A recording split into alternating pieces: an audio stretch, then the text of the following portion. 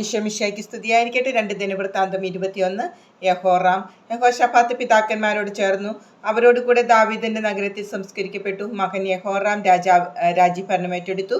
യൂദാ രാജാവായിരുന്ന യഹോശഫാത്തിന്റെ പുത്രന്മാരായ അവന്റെ സഹോദരന്മാർ അസറിയ, യഹിയേൽ, സക്കറിയ, അസറിയ, മിഖായേൽ, ഷെഫാത്തിയ.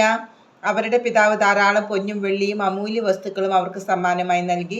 കൂടാതെ യൂദായിലെ സുരക്ഷിത നഗരങ്ങളും കൊടുത്തു. ആദിജാതനായിരുന്നതിനാൽ രാജ്യസ്ഥാനം യഹോറാമിനാണ് ലഭിച്ചത്. യഹോറാം പിതാവിന്റെ സിംഹാസനത്തിൽ ഉപവിഷ്ടനായി ഭരണം ഏറ്റെടുത്തു.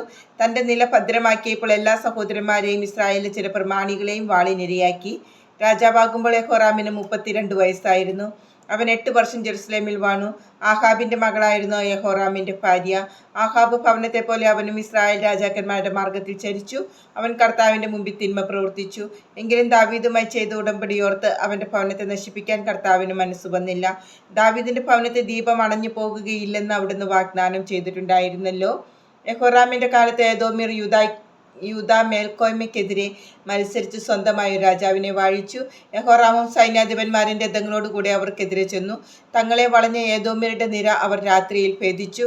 ഏദോമ്യർ ഇന്നും യൂദായുടെ ആധിപത്യത്തെ എതിർത്ത് കഴിയുന്നു. അക്കാലത്ത് ലിബ്നായും അവന്റെ ഭരണത്തെ എതിർത്തു. അവൻ തന്റെ പിതാക്കന്മാരുടെ ദൈവമായ കർത്താവിനെ ഉപേക്ഷിച്ചത് കൊണ്ടാണ് ഇങ്ങനെ സംഭവിച്ചത്. അവൻ യൂദാ മലമ്പ്രദേശത്ത് പൂജാഗിരികൾ നിർമ്മിച്ചു. അങ്ങനെ ജെറുസലേം നിവാസികളെ അവിശ്വസ്തതയിലേക്ക് നയിച്ചു. യൂദായെ വഴിതെറ്റിച്ചു. ഏലിയ പ്രവാചകന്റെ ഒരു കത്ത് അവന് ലഭിച്ചു. അതിൽ ഇങ്ങനെ എഴുതിയിരുന്നു: നിന്റെ പിതാവായ ദാവീദിന്റെ ദൈവമായ കർത്താവ് അരുളിച്ചെയ്യുന്നു, നീ നിന്റെ പിതാവായ യഹോശഫാത്തിന്റെയോ യൂദാ രാജാവായ ആസായിയുടെയോ മാതൃക പിൻചെന്നില്ല, മറിച്ച് ഇസ്രായേൽ രാജാക്കന്മാരുടെ വഴിയിൽ നടന്നു. ആഹാബ് ഇസ്രായേലിനെ എന്നതുപോലെ നീ യൂദായെയും ജെറുസലേം നിവാസികളെയും അവിശ്വസ്തതയിലേക്ക് നയിച്ചു. പ്രതിഭവനത്തിൽ നിന്നേക്കാൾ ശ്രേഷ്ഠരായിരുന്ന നിന്റെ സഹോദരന്മാരെ നീ കൊന്നുകളഞ്ഞു.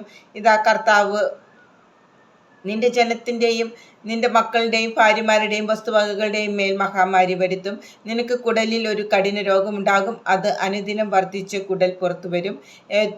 എത്യോപ്യരുടെ സമീപത്ത് വസിച്ചിരുന്ന ഫിലിസ്തീനിലും അറബികളിലും കർത്താവ് യഹോറാമിനെതിരെ ശത്രുത ഉളവാക്കി. അവർ യൂദായെ ആക്രമിച്ചു.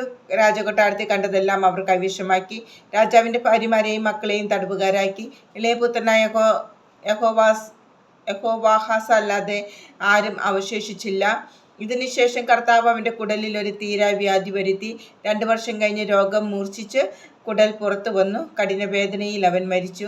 അവൻ്റെ പിതാക്കന്മാർക്ക് വേണ്ടി നടത്തിയതുപോലെ ജനം തീക്കൂന കൂട്ടി അവനെ ബഹുമാനിച്ചില്ല. ഭരണമേൽക്കുമ്പോൾ അവന് 32 വയസ്സായിരുന്നു.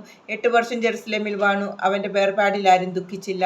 അവനെ ദാവീദിന്റെ നഗരത്തിലാണ് സംസ്കരിച്ചതെങ്കിലും രാജാക്കന്മാരുടെ കല്ലറയിലല്ല.